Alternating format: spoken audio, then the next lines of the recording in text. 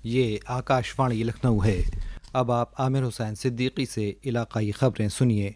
रोशनी का त्यौहार दिवाली कल तमाम मुल्क और रियासत में जोश व खरोश के साथ और रवायती तौर तरीक़े से मनाया गया। इस दौरान गाँव और कस्बों से लेकर शहरों तक घर और बाज़ार रंग बिरंगी झालरों, दियों और आतशबाजी से देर रात तक रोशन नजर आए। इस दौरान घरों में गणेश, लक्ष्मी और कुबेर की पूजा की गई। अयोध्या में ख़ासतौर से दिवाली बहुत पुरजोश अंदाज में मनाई गई। रामलला के अयोध्या मंदिर में विराजमान होने के बाद पहली बार दिवाली पर राम भक्तों में काफ़ी जोश देखने को मिला। चित्रकूट में भी दिवाली का त्यौहार बहुत जोश व खरोश के साथ मनाया गया। मां मंदाकिनी के घाट पर मुल्क भर से लाखों की तादाद में पहुंचे अकीदतमंदों ने दीप दान करके मंगल कामना की।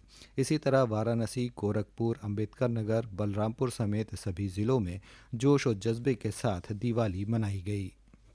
वज़ीर आला योगी आदित्यनाथ ने कल गोरखपुर के जंगल तिकुनिया नंबर 3 में वनटांगिया गांव के लोगों के साथ दिवाली मनाई। इस दौरान वज़ीर आला ने वनटांगिया गांव में 185 करोड़ से ज़्यादा लागत के 74 तरक्याती प्रोजेक्टों को आवाम के नाम मानवन भी किया।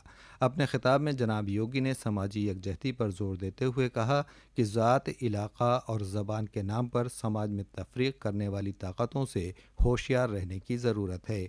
मरकज़ी और रियासती हुकूमत की मफाद आमा की पॉलिसियों का फ़ायदा लोगों को बिना तफरीक के मिल रहा है।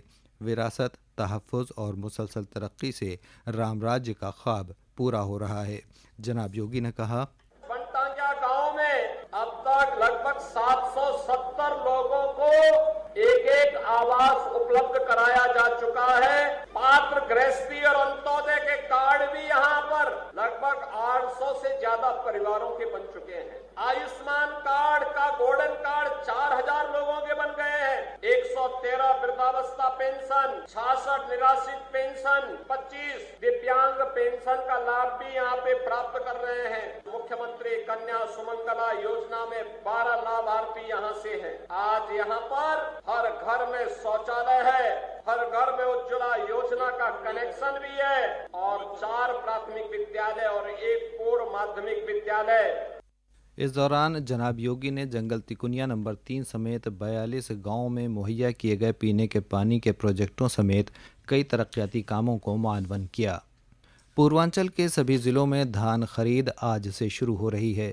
मशरक़ी उत्तर प्रदेश के लखनऊ, अयोध्या, गोरखपुर, देवीपाटन, बस्ती, आजमगढ़, वाराणसी, मिर्ज़ापुर, प्रयागराज, चित्रकूट और कानपुर डिवीज़नों के सभी ज़िलों में ये सिलसिला आइंदा 28 फरवरी 2025 तक जारी रहेगा। रियासती हुकूमत ने किसानों को धान खरीद की अदायगी 48 घंटों के अंदर कराए जाने की हिदायत जारी की है। धान खरीद के लिए सभी ज़िलों में ग़िज़ा रसद महकमे और दीगर खरीद एजेंसियों के 4000 खरीद मरकज़ बनाए गए हैं। हुकूमत ने धान की कम अज़ कम माविन कीमत 2300 रुपये और ग्रेड ए के माविन कीमत 2320 रुपये फ़ी क्विंटल मुकर्रर की है। भारतीय रेलवे त्यौहार के सीज़न में मुसाफिरों की सहूलत के लिए मुल्क भर में खुसूसी ट्रेनें चला रहा है। छठ और दिवाली के मौके पर इस बार भारतीय रेलवे 7296 खुसूसी रेलगाड़ियां चला रहा है। गुज़िश्ता बरस के मुकाबले इस बरस तकरीबन 2800 खुसूसी ट्रेनों का इजाफा किया गया है। गुज़िश्ता साल इस सीज़न में 4500 खुसूसी रेलगाड़ियां चलाई गई थीं। मुसाफिरों की सहूलत के लिए रेलवे ने खुसूसी इंतज़ामात किए हैं। आरपीएफ के ज़रिए मुसाफिरों को कतार में लगाकर ट्रेनों में बिठाया जा रहा है। उत्तर प्रदेश समेत पूरे शुमाली भारत में आज जमघट मनाया जा रहा है।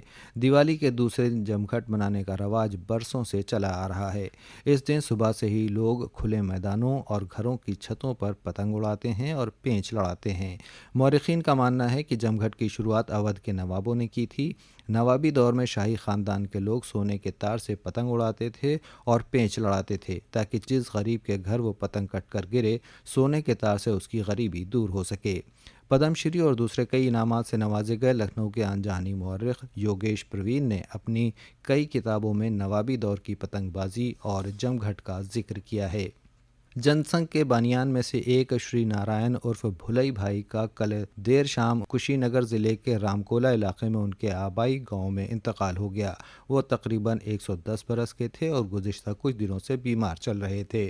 भुलई भाई के इंतकाल पर भारतीय जनता पार्टी के सीनियर लीडरों ने रंज का इजहार किया है। वज़ीर आला ने उनके इंतकाल को भारतीय जनता पार्टी के लिए नातलाफी नुकसान बताते हुए खिराज अकीदत पेश किया है। इसके साथ ही आकाशवाणी लखनऊ से इलाकाई खबरें ख़त्म हुईं।